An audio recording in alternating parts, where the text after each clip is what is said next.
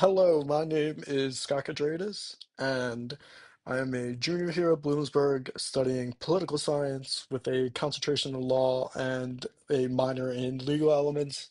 I'll be going over my presentation today about Islamic fundamentalism and jihad. This is a topic that I've really always been interested in. Even going back to high school, I took a class about diplomacy and foreign relations, and the terrorist unit was one of my absolute favorite units that I've ever learned about, in any subject of school for that matter. So I figured I might as well go through and create a slideshow for the foreign affairs or international relations, sorry, slideshow. So just a few key definitions and terms that I'll be using throughout. Um, my time going through the slideshow. So first off is fundamentalism. So fundamentalism is the adherence to religious principles. It is mainly used in a governmental way.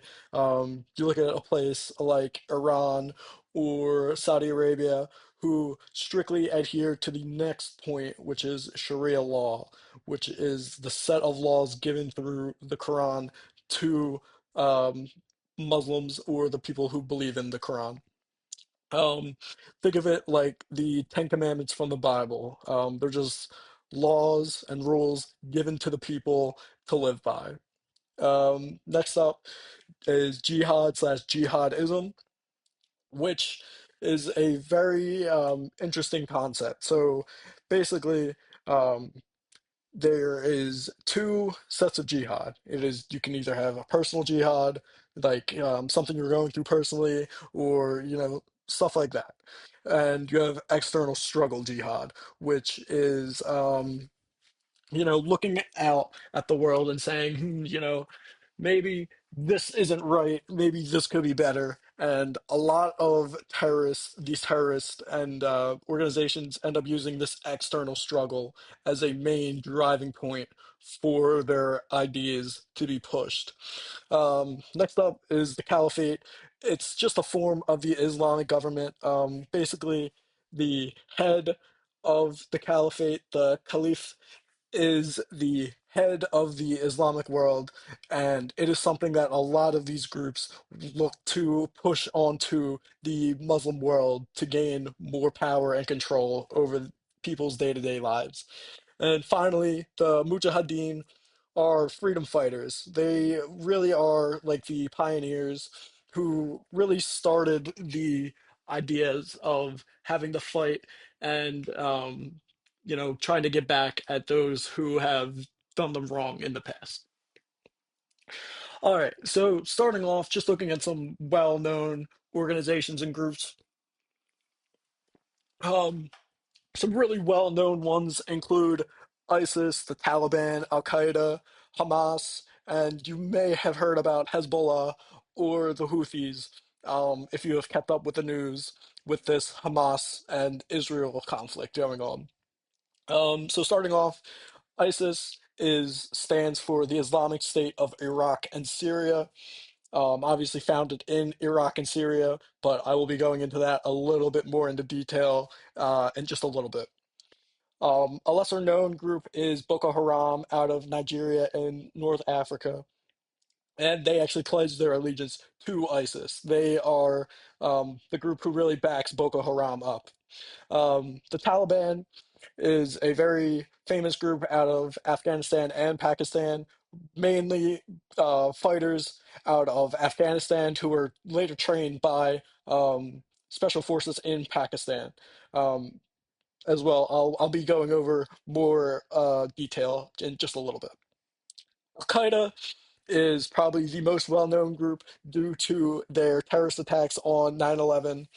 Um, they are a very big group who span throughout the Middle East. Their real main home, I would probably say, is Afghanistan, but they really do spread throughout the Middle East. Uh, Hamas, if you have kept up with this Israel Hamas situation, you can kind of understand what Hamas is and what they really stand for. But Hamas is a Palestinian is the Palestinian government currently, and they are a designated terrorist group as well. Al-Shabaab is another lesser known terrorist group. They come from Somalia and they pledge their allegiance to Al Qaeda, which backs Al-Shabaab up.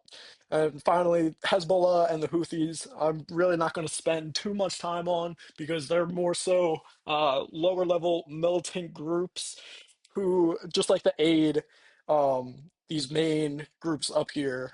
If you have kept up with this Hamas situation, you would know the Houthis have, um, sent missiles, sent aid to the people in Hamas to help them with their struggles with the Israelis. All right, so getting into some more specifics, I'd like to start off with ISIS. So, ISIS was an offshoot of Al Qaeda, and this really started during the invasion of Iraq in 2003, which then um, the group split off and formed with the Syrians during the Syrian civil war, which later became known as ISIS, was the Islamic State of Iraq and Syria. Boko Haram up next. Really, to begin with, was not a terrorist organization, but over time developed into one. So they started off as a reform group in Nigeria in the early 2000s, and they just wanted to stop government corruption, which eventually turned into them wanting to become the government and to establish a new Islamic state that rejects Western ideas. And Boko Haram actually loosely translates to Western education is forbidden. So basically, they just believe that Western ideals just really don't match well with their way of life. As I, kind of went into a little bit earlier, the Mujahideen are really like the grandfather to all of these groups, giving them the way to go ahead and fight for, what they believe in. But they started in the 1970s during the Soviet invasion of Afghanistan, basically just trying to push away any Soviets from coming through and trying to steer them away from Afghanistan. The Taliban actually really closely follows the Mujahideen, as Taliban is a split off section from the Mujahideen. It's actually a faction that was split off between 1992 and 1994 during the Afghani civil war.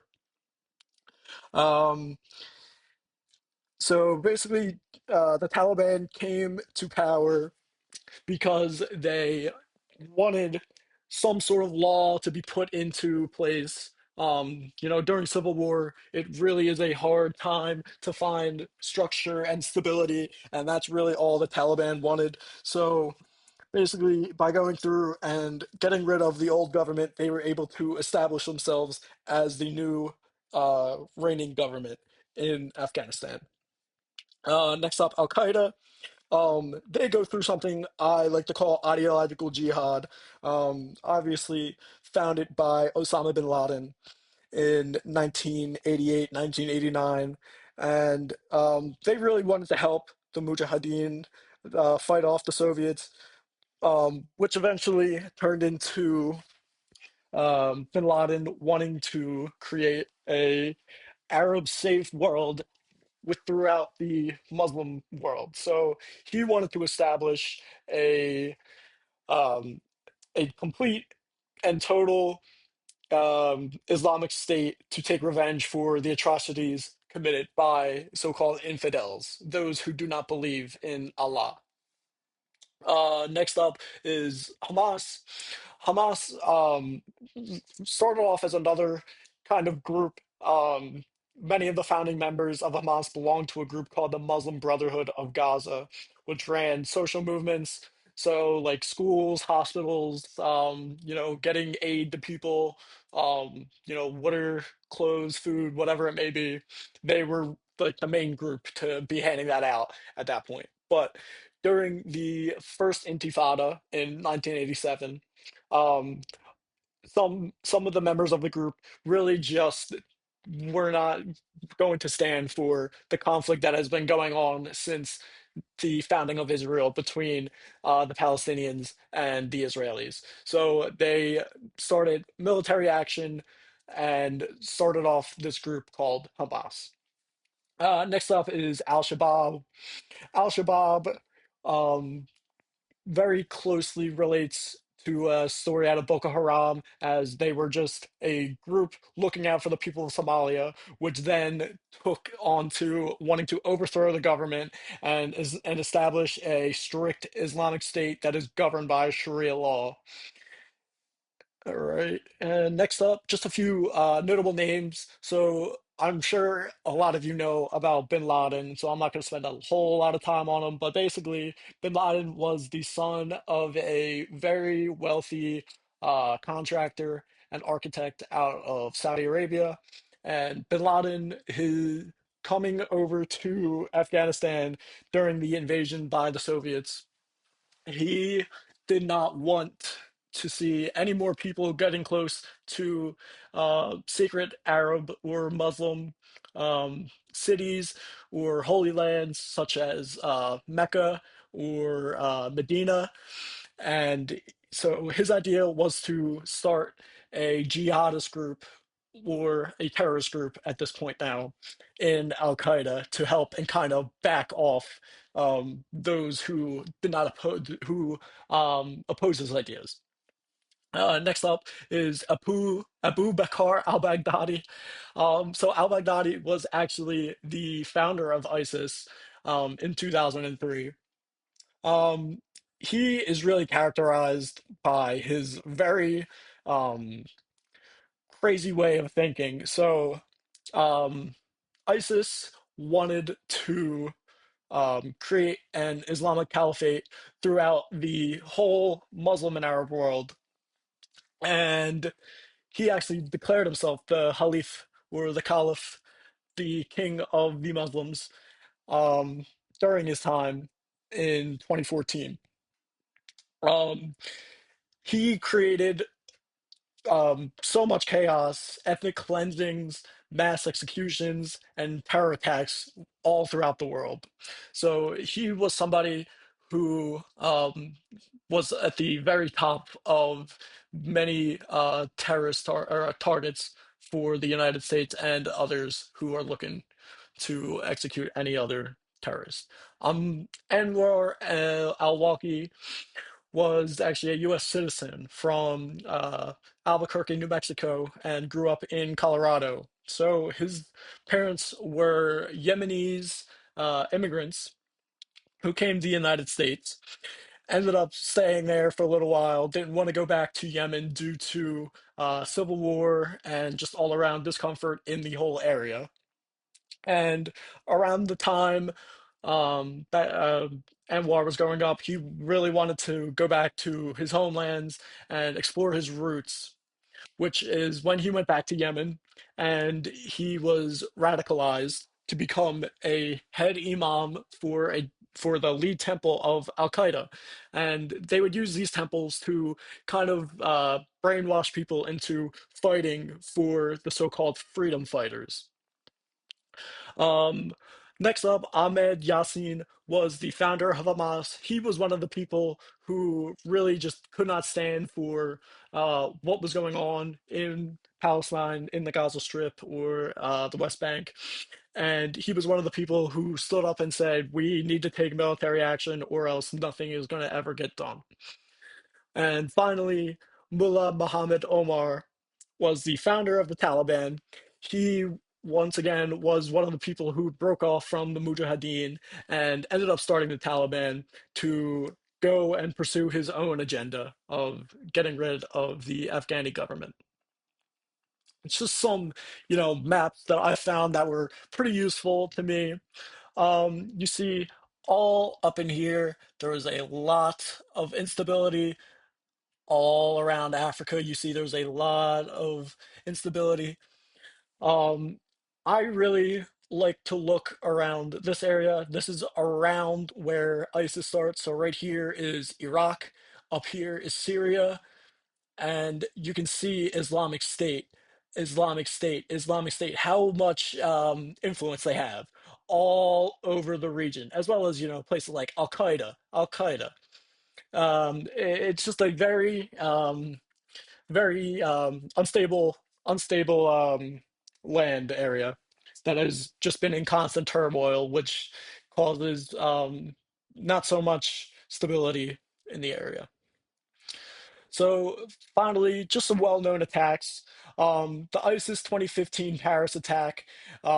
Basically, ISIS fighters came through Paris. They went through shops, churches, and they just started, shooting people in the name of their religion. And basically said that we oppose your ideals. We don't want you to come and interfere with us anymore, so stay away. Uh, Boko Haram's most famous attack is probably the 2014 schoolgirls kidnapping. So, as I said earlier, Boko Haram really does not support Western ideals, and Sharia law likes to keep women very traditionally. They do not like them going out in the world, learning, getting jobs, driving, all that kind of stuff. So seeing girls going to school, it just really does not fit well with their ideas. So going through and taking schoolgirls out of school really shows you what kind of people these are. Um, so before the 9/11 terrorist attacks, Al Qaeda was actually involved in a 1998 U.S. embassy bombings, and that really was one of the attacks that put them on the FBI and CIA's radar. And they were also involved in the 1993 bombing or attempted bombings of the World Trade Center. Um, Taliban next up. Their most famous attacks were on the US during the invasion of Afghanistan due to bin Laden. So the US basically went to the Afghani government and said, hey, we're going to need bin Laden. We know he's here. The Taliban got a hold of this and did not like this because they stood very closely, ideally, to bin Laden and what he stood for. And they ended up launching their own war on the Americans. Hamas's most famous attack is unfortunately the October 7th attack on Israel.